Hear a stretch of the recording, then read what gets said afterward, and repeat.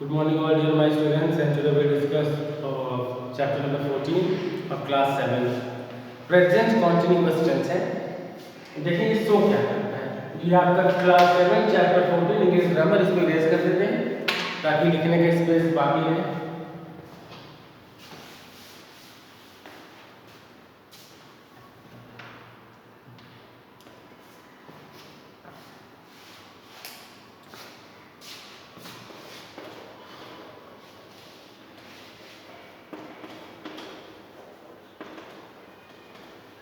Present continuous पहला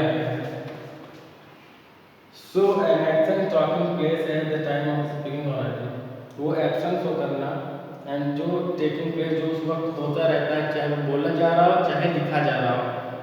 चलिए देखते हैं, जैसे एग्जांपल माय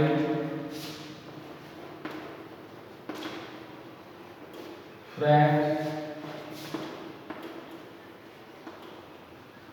कॉलेज, इसमें लिखा है शो एन एक्शन, उस एक्शन को दिखाना जो हो रहा होता है eight the time of speaking, जो बोलने के दौरान या जो लिखने के दौरान उस काम को हो रहा होता है उसे कंटिन्यूअस टेंस। इसके लिए भी कंटिन्यूअस टेंस यूज होता है, जैसे my friend is calling me,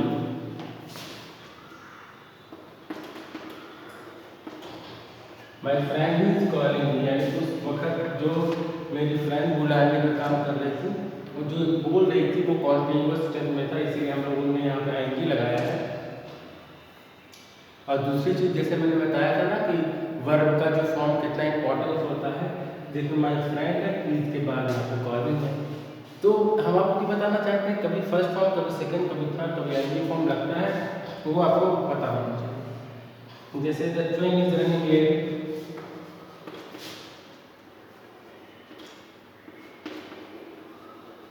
train is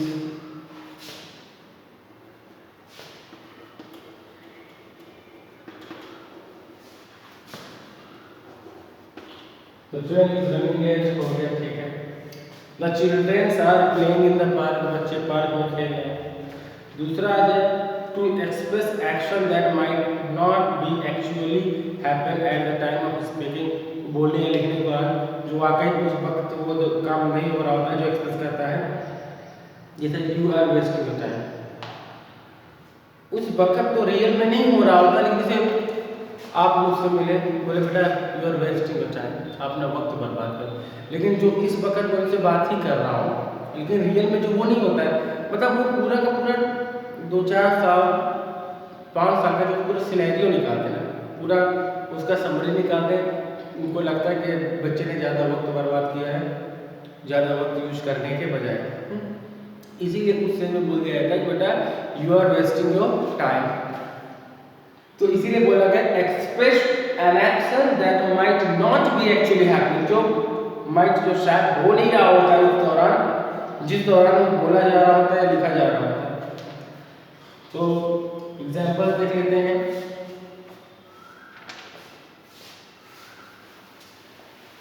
example है you are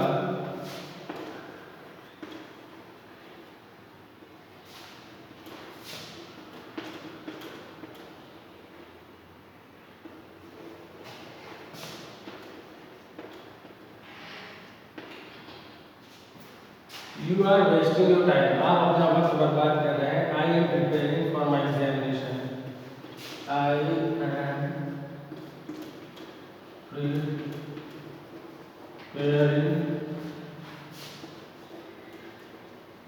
for my examination,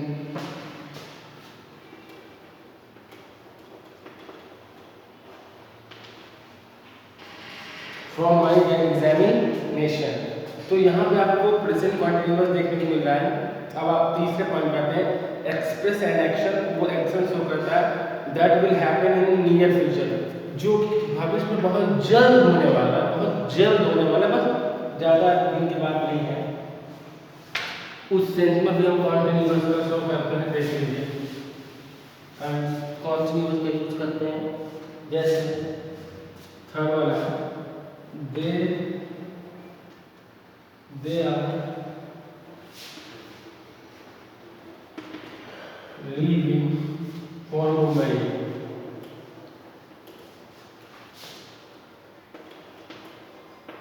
तो ये they are leaving for Mumbai, Mumbai के लिए निकल रहे हैं। निकल रहे हैं मतलब रेडी हो रहे हैं, तैयार हो रहे हैं, ज़्यादा देर नहीं, कुछ देर में वो निकल जाएंगे मुंबई के लिए। तो कहने का मतलब नियर फ्यूचर के लिए। Continuous tense is also used for the near future. तो नियर फ्यूचर के सेंस में जब यूज हो रहा है तब ये सही है। जैसे my uncle is coming tomorrow, my uncle is coming tomorrow, मेरे अंकल कल आ रहे हैं। या फ्यूचर तो है लेकिन कॉन्टिन्यूअस का ये फॉर्मूला का लिए मेन चीज है फ्यूचर ही है, लेकिन नियर फ्यूचर के लिए भी कॉन्टिन्यूअस का टेंस का यूज करते हैं। इस तीन सेंस में यूज हुआ जा रहा है। हम सेंटेंस को बोलते हैं और आप समझते जाइए। जैसे आई एम लिविंग, ये अफर्मेटिव का है। I am not living negative है। एम आई लिविंग इंट्रोगेटिव है। तो I am living in Kanpur, I am not living in Kanpur, am I living in Kanpur. मैंने आपको इंट्रोगेटिव, पॉजिटिव यानी अफर्मेटिव और नेगेटिव दोनों बताया। I am living in Kanpur ये आपका क्या है? Affirmative. I am not living in Kanpur आपका नेगेटिव है। आई लिविंग इन कानपुर ये आपका इंट्रोगेटिव है। फिर ऐसे आ जाए Radha is living in Kanpur ये आपका अफर्मेटिव है। Radha is not living in Kanpur ये आपका नेगेटिव है। Is Radha living in Kanpur ये आपका इंट्रोगेटिव है। ठीक है, ऐसे ही आपका आ जाए। अब जब आप आएंगे पास्ट कॉन्टिन्यूअस में, तो पास्ट कॉन्टिन्यूअस में क्या होता है, क्या चेंजेस होते हैं, पहले series.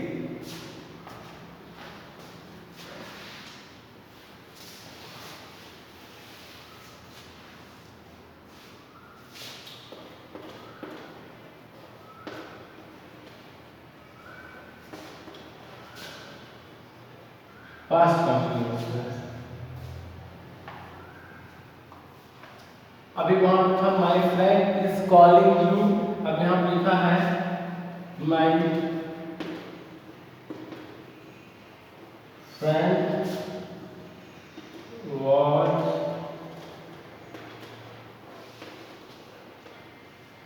Calling you, my friend was calling you.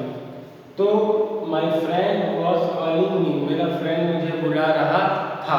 तो ये जो वाज है पास्ट कॉन्टिन्यूअस का हेल्पिंग वर्ब है, जो कि प्रेजेंट कॉन्टिन्यूअस में इज एम आर हो जाता है, पास्ट में क्या हो जाता है, वाज वर्ब हो जाता है। तो my friend was calling me, मेरा दोस्त मुझे बुला रहा था। दूसरा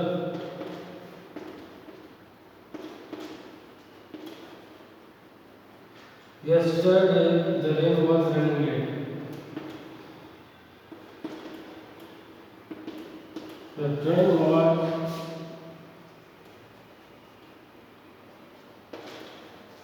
running late।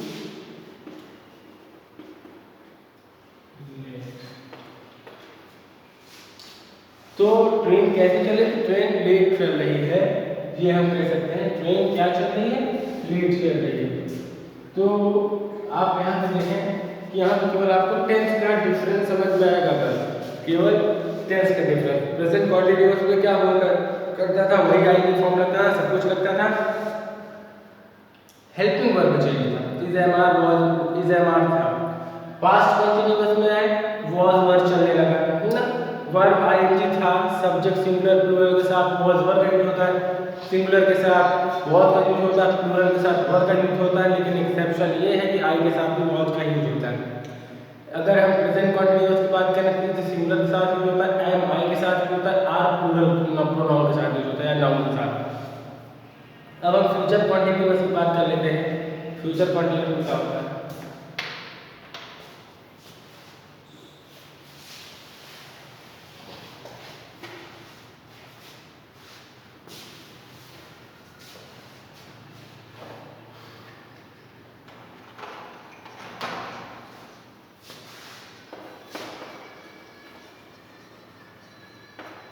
Future continuous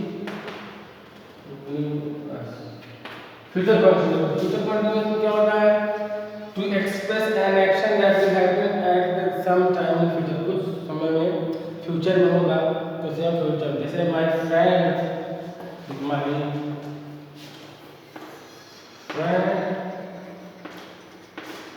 will be,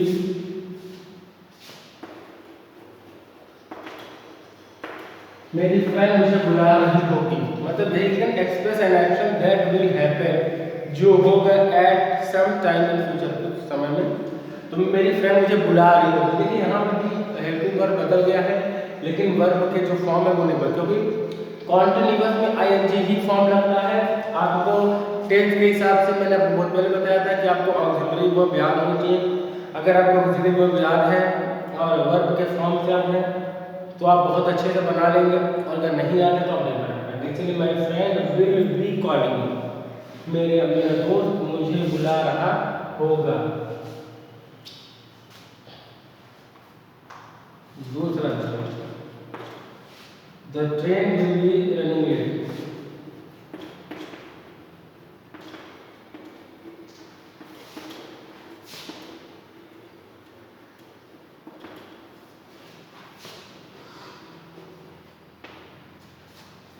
train late चल रही होगी, train will be running late, train कैसे चल रही होगी? क्योंकि देखो आपको केवल हेल्पिंग वर्ब चेंज दिखा होगा, बाकी वही मैं सेम सेंटेंस यूज कर रहा हूँ, वही आईएनजी लग रहा है, वही लेट है, वही द ट्रेन है, वही माय फ्रेंड है, वही कॉलिंग है, सेंटेंस सब सेम चल रहा है। जैसे जैसे टेंस बदलता चला जा रहा है वैसे वैसे फ्यूचर में विल भी हो जा रहा है, वो कॉन्टिन्यूअस में बहुत बार हो जा रहा है पास्ट में, और प्रेजेंट में इज एम हो रहा है। तीसरा क्या है? To express an action future is already plan to expected happen, जो प्लान पहले से हो, we will be visit Mumbai next week. जैसे कोई ऐसी चीजें जो भविष्य में पहले से ही मतलब निर्धारित किया गया हो कि मैं भविष्य में ये काम करूँगा, तो आपने अगर किसी भी चीज़ की प्लानिंग कर रखी है कि यार नेक्स्ट वीक हम मुंबई जा रहे होंगे या जाएंगे, वी विल बी, तो आप we will be visiting Mumbai next week, तो आप वैसे बना सकते हैं। तो अभी आपने फ्यूचर पढ़ा, future continuous, present continuous, past continuous, तीनों में केवल इतना डिफरेंस था कि ऑक्सिलरी वर्ब चेंज होते जाते थे, वर्ब आईएनजी फॉर्म वही था, सब्जेक्ट वही था, सब कुछ वही था। तो आपको क्या करना है बेटा? आपको ऑक्सिलरी वर्ब पता करना है, सब्जेक्ट सिंगुलर प्लूरल पता करना है। मैं आपको इस वीडियो में भी बता दे रहा हूँ, वही सब चीज़ें करने नहीं, आपको क्लियर नहीं पता हो पाएगा। तो I hope you understood the very well these three tenses, present tense, past tense, और ये सब आपका फ्यूचर कंटिन्यूअस रहता है। And you are done with your 3 series, present tense, present continuous, past continuous, future continuous. Till then keep on watching this video, and if you have any difficulties and you all can ask me. Okay, thank you so much.